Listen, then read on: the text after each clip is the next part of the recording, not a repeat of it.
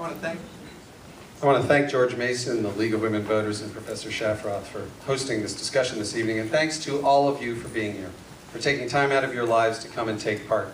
This may be a quick election, but it is an important election. Thank you for participating in your community. You know, I get asked, as I knock on doors all the time, very politely, why do you want to be a delegate? Which is code for, what are you thinking? My wife asks it that way all the time.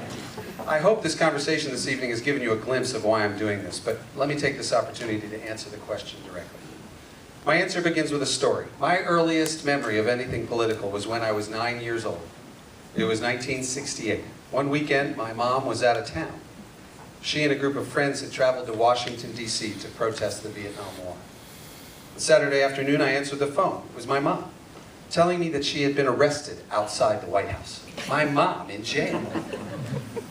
Their case, I might add, went all the way to the Supreme Court, and they were found to have been lawfully exercising their First Amendment rights. And I think somewhere we still have a bail ticket as a memento, but what I want you to understand is that standing up for principle is in my DNA. It's how I was raised.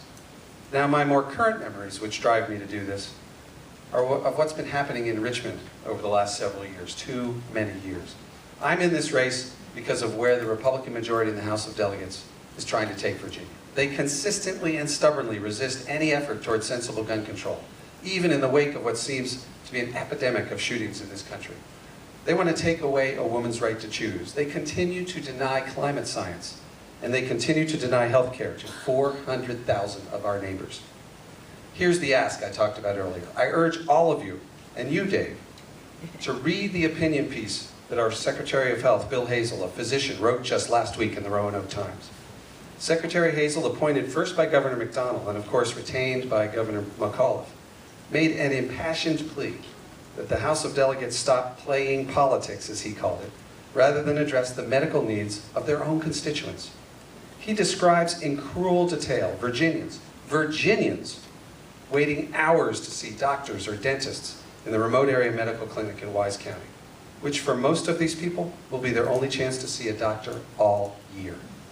He describes our current system of crisis care, relying on ER visits and free clinics, while ignoring preventive and primary care as, quote, hard-hearted and misguided. He describes patients so desperate to end their pain, they ask dentists to remove all of their teeth. Just Google Roanoke.com. You'll find it and you will be incensed. You hear a lot on this issue relating to Southwest Virginia, but make no mistake, these are also our neighbors. We have thousands of Arlingtonians and Fairfax residents with no health care. So that is what's at stake in this election. This election is not about me or Dave. It's about the fate of the issues I've been talking about, the values of the voters of the 48th District, and the impacts the right and wrong choices made in Richmond will have on the lives of the people of the 48th and the lives of people all across Virginia. That's what's at stake in this race, and that's why I'm running. One last story. When I was a younger man, I laid the foundation for my lifelong involvement in the civic and political life of our community with a job in D.C. Little did I know at the time that I was changing the skyline of Washington. Head down to Roslyn, look across the bridge, and you'll see that gorgeous new building with the roof that glows at night, shaped like the wings of a dove. That's the United States Institute of Peace, which has become one of the world's foremost institutions dedicated to finding and teaching ways to resolve international conflicts. I worked for and then led the organization that shepherded the legislation through Congress that created the Institute in 1984. That was during a time of intense political conflict, yet we accomplished something extraordinary. We were able to successfully navigate the shoals of a divided government to create an institution now relied on by governments and organizations around the world, including our own government, to help resolve differences.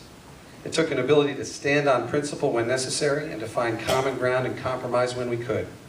We were able to bring people and legislators together, bridging what many thought was an unbridgeable gap. The result has been remarkable. We can do that again. Send me to Richmond, and we will do that again. As this campaign draws to a close, I realize that the debate we had last week about business issues and the debate we have this week really are the same debate.